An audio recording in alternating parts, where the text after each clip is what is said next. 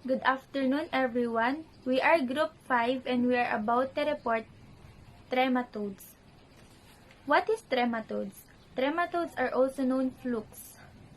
They are worms that possess a primitive digestive tract. Flukes are fleshy and a leaf-shaped worms.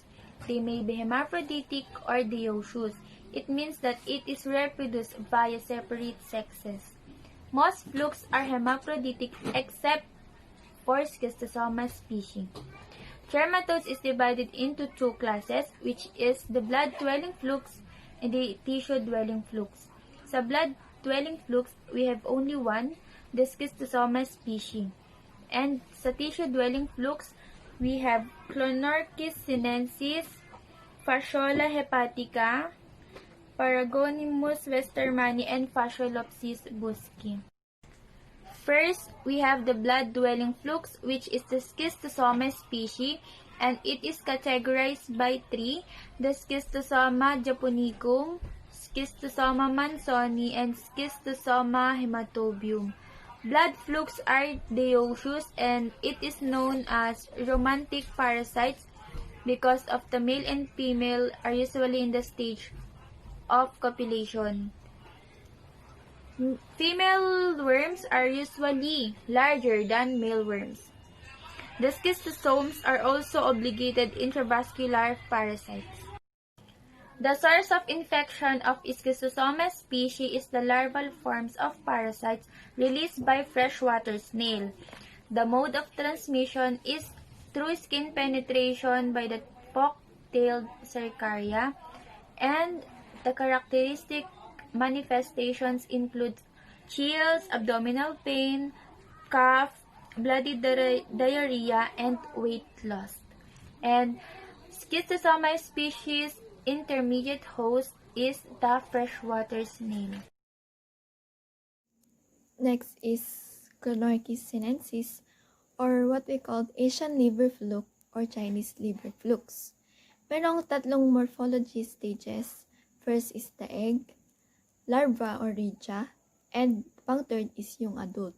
Kapag sinabi nating egg, ito yung operculum surrounded by a thick rim called shoulder. Next is the larva rhizia. Released in water, they transform into cercaria, enter the second intermediate host, freshwater fish, become metacarcaria to ingestion, and exist in the duodenum. Larvae enter the biliary ducts and differentiate into adults. The third stage is the adults. Adults produce eggs excreted in the feces. Clonorchiasis is the name of the disease. This disease is most asymptomatic. Kapag nakaramdam ka naman ng heavy worm burden like fever, upper abdominal pain, anorexia, hepatomegaly, diarrhea, and eosinophilia, itong mga to ay symptoms ng disease na ito. And liver dysfunction may also occur in chronic infection associated with heavy worm burden. The laboratory diagnosis is finding the characteristic egg in stool and duodenal aspirate. This disease can be treated by the drug of choice, praziquantel, and an alternative drug is albendazole. Prevention naman is through cooking of fish prior to consumption, health education, proper waste disposal, and prompt treatment of infected persons. Paragonimus westermani or oriental lung fluke is type of trematodes. Like the other trematodes, the mode of transmission is through ingesting the second intermediate host, which is crab or crayfish, containing the infective encysted metacercaria. If ingested, the larva will enter the small intestine, then migrate into the walls of the small intestine. It can pass through peritoneal cavity, then to the diaphragm until it reaches the part of the lung. Then it can damage the parenchyma. Then the adult form will mature in the lungs. The adult worm will enter the bronchioles and are then coughed up or swallowed. The eggs in the sputum or feces reach fresh water, then it will hatch and penetrate the first intermediate host where they differentiate into free-swimming cercaria. Then the cercaria will leave the first intermediate host and it will now insist on freshwater crabs, which is the second intermediate host. This is the one who's ingested by humans. In epidemiology and pathogenesis, this is common in Asia. Reservoir hosts, we have pig, monkey, other animals that eat crayfish and crabs. Adult worm exists in fibrous capsule within in the lung near the bronchioles. It may form a cyst in the bronchioles. It has blood stain with purulent material containing eggs. This may cause secondary bacterial infection. Laboratory and diagnosis in characterizing the egg of Paragonimus westermani. They can be present in sputum and feces. Also in chest X-ray, it may show a ring-shadowed opacity with several contagious cavities and appearance of cluster of grapes. The adult worm has thick, fleshy, has a coffee bean shape. When fresh, it is reddish-brown in color. It measures 8 to 12 mm in length by 4 to 6 mm breadth and 3.5 mm thickness. Oral sucker is situated at the anterior end of the body while ventral sucker is at the middle of the body.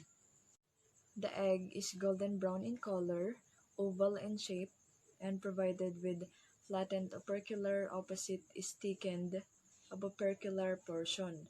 It measures 80 by 55 mm and are immature when oviposition. Now let's move on to the Fasciolopsis busci or the large intestinal flow. The eggs of Fasciola hepatica and Fasciolopsis busci is morphologically identical. They only differ in size. The adult worms of both parasites also similar, except shoulders, wherein not present in Fasciolopsis busci. First intermediate host is the snail, and the second intermediate host, edible aquatic plants. So the transmission is through ingestion of raw or inadequately cooked aquatic vegetation carrying encysted metacercaria. The metacercaria exist in the duodenum and attaches to the intestinal wall where they attain maturity. The adult worms lay eggs released together with feces into water where they hatch and infect the first intermediate host.